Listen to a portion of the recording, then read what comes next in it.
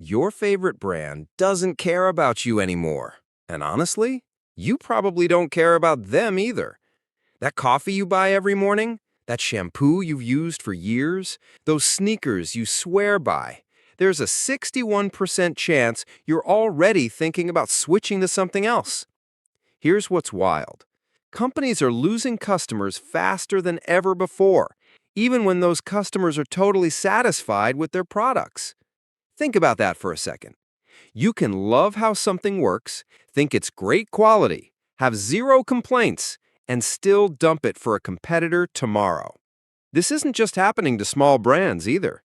90 of the top 100 consumer brands are watching their market share evaporate right now. So what changed?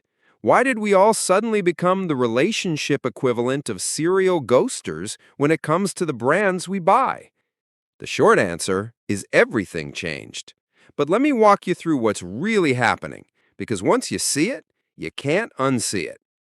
First, let's talk money. 4 out of 5 people now say price is their number one concern when shopping. Not quality, not brand reputation, price. And before you think, well, that's always been true, consider this. People aren't just buying cheaper stuff. They're doing something way more sophisticated. They're playing this complex game where they'll buy store-brand laundry detergent to save $3, then turn around and spend that money on craft beer or fancy skincare. It's like we've all become portfolio managers of our own lives. You're not just choosing between Tide and the store brand anymore.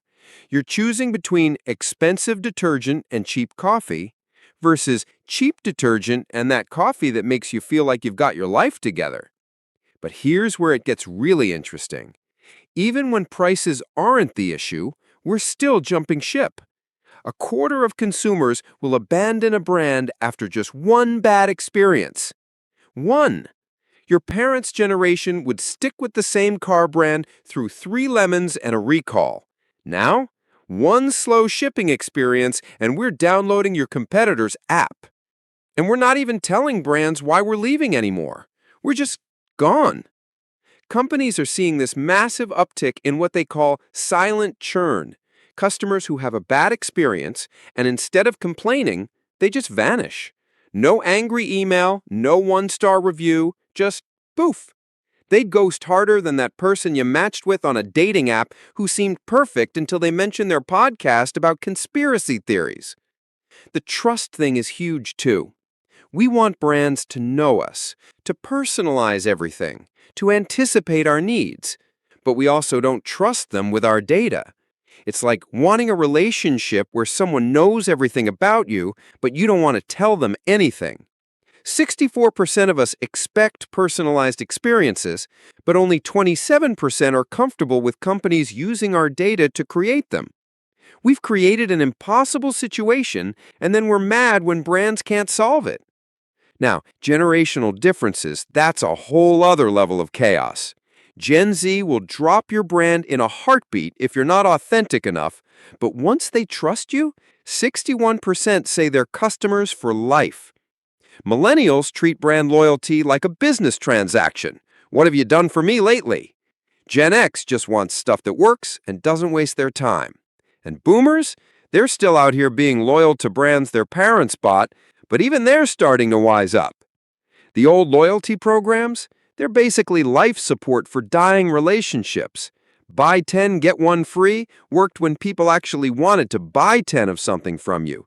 Now it just reminds them they could probably find it cheaper somewhere else. Half of all customers think loyalty programs are generic and uninspiring.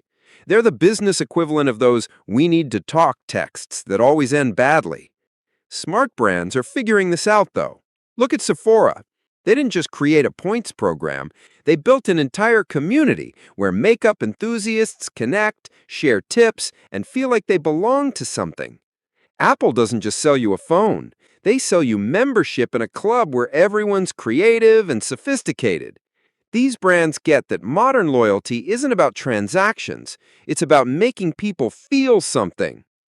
The brands that are dying, they're the ones still acting like it's 1995. They think their reputation will save them, or that customers owe them something for all those years of decent products. Kodak invented the digital camera and still went bankrupt because they couldn't let go of film. Blockbuster laughed at Netflix. These companies didn't understand that customers don't care about your history, they care about your future. Here's the brutal truth. Every time someone buys your product now, they're asking themselves if it's worth it. Not just worth the money, but worth the space in their life. They're wondering if there's something better, cheaper, more aligned with their values, or just more interesting. And the second the answer is maybe, they're already halfway out the door. The companies that survive this aren't going to be the ones with the most loyal customers in the traditional sense. They'll be the ones who accept that every interaction is a new negotiation. Every purchase is a choice that could go either way. Every customer relationship is conditional, temporary, and has to be earned over and over again.